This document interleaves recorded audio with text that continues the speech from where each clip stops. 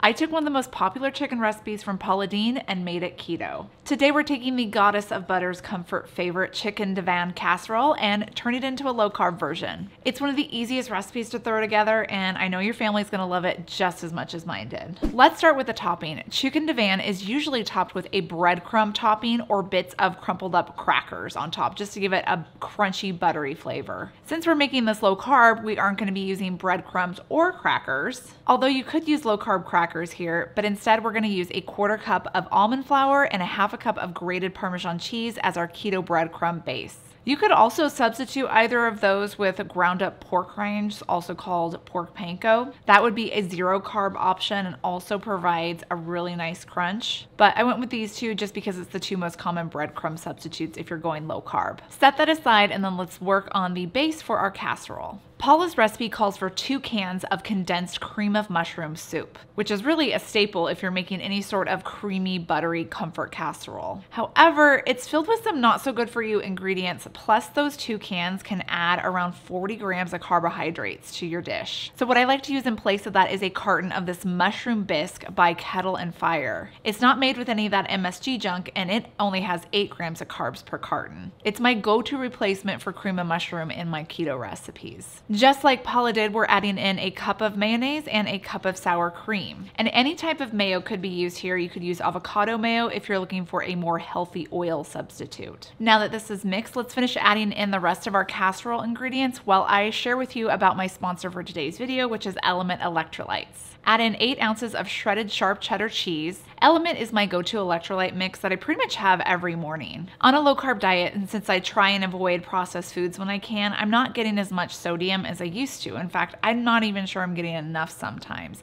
And sodium as well as magnesium and potassium are very essential electrolytes that you need for proper nerve conduction and muscle contraction. It just helps everything run efficiently. And I can feel a difference in my energy levels when I have my morning electrolyte mix versus when I don't. Let's add in a tablespoon of lemon juice and a teaspoon of curry powder here. These are both going to help brighten up the flavor and add a little bit of zing, along with some salt and pepper, and then a 1/4 cup of dry white wine, or you could use chicken broth if you're alcohol free. Paula Deen did add in 1/2 cup of white wine to her recipe. I'm only doing the 1/4 just because that mushroom bisque soup is a little bit more liquidy than the cream of condensed mushroom soup, or the cream of mushroom soup that's condensed.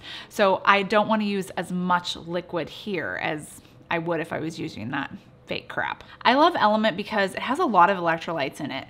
Many of the powders and drinks out there don't give you enough, but Element has a science-backed formula of 1,000 milligrams of sodium, 200 milligrams of potassium, and 60 milligrams of magnesium. Plus, I really like the flavor.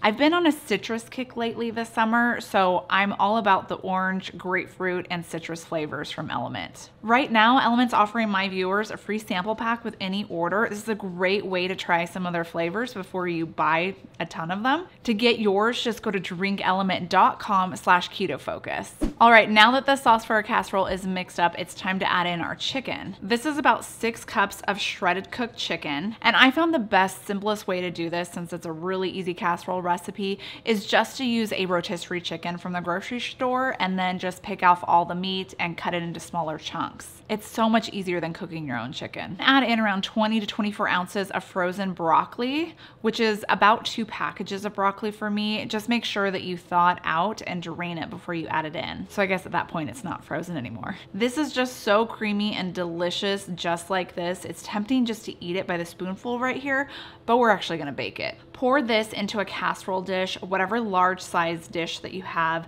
and then evenly spread it around. Then we're gonna top it with our keto breadcrumb mixture that we made earlier. Paula does add in some melted butter into her breadcrumb mixture, but I found this to be a pretty calorie heavy dish anyway, so I omitted it.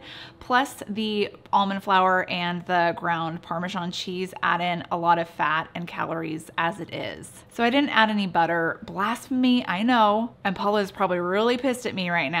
But you just do what level of butter you feel comfortable with. You know, Paula, she's probably gonna add like 2 bricks of butter into there, and that's her. It's just not the majority of us.